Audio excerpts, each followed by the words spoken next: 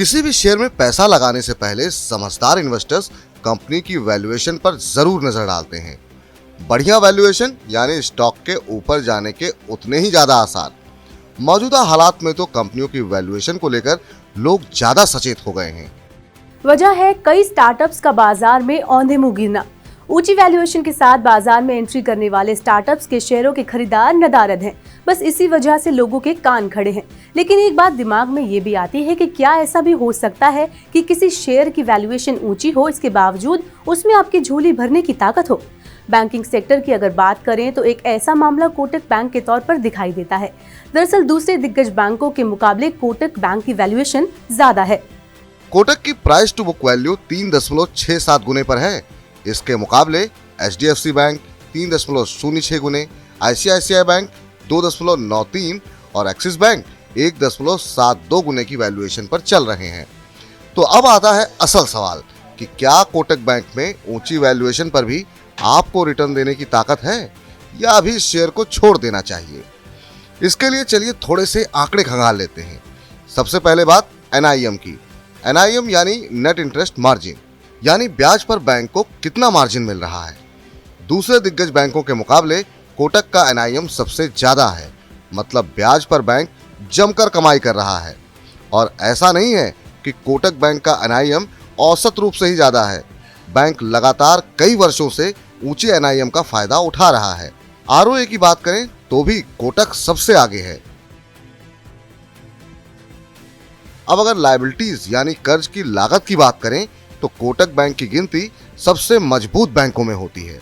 यानी सभी अहम फैक्टर्स पर कोटक बैंक दूसरे दिग्गज बैंकों से मजबूत साबित हुआ है।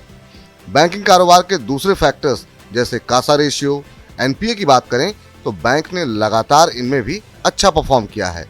कोटक का कासा रेशियो एक तरफ स्थिर रहा है, वहीं बैंक ने NPA को नीचे लाने में भी मेहनत की है। इतना ही नहीं, सालाना नतीजों को देखें तो भी कोटक बैंक की प्रॉफिट ग्रोथ बढ़कर 23% पर पहुंच गई है। तो मोटे तौर पर एक बात साफ होती है कि कोटक बैंक की वैल्यूएशन के प्रीमियम पर होने की वजह दो हैं।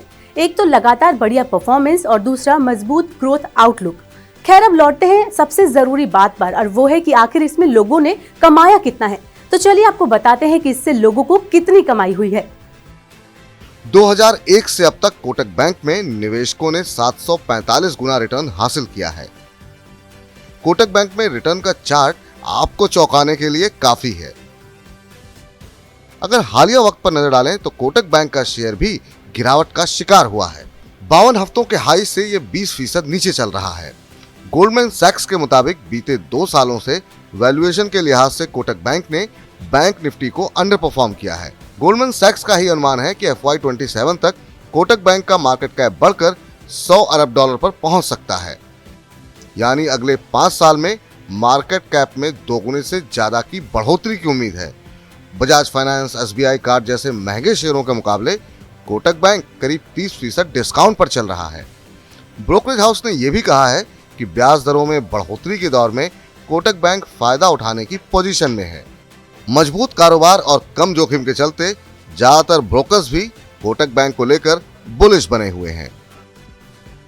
तो कुल मिलाकर भले ही कोटक बैंक की वैल्यूएशन प्रीमियम पर नजर आती है, लेकिन बैंक के धंधे और मार्केट पोजीशन को देखते हुए आप बढ़िया रिटर्न की उम्मीद कर सकते हैं। हालांकि निवेश का कोई भी फैसला करने से पहले आपको अपने वित्तीय सलाहकार से बात जरूर करनी चाहिए।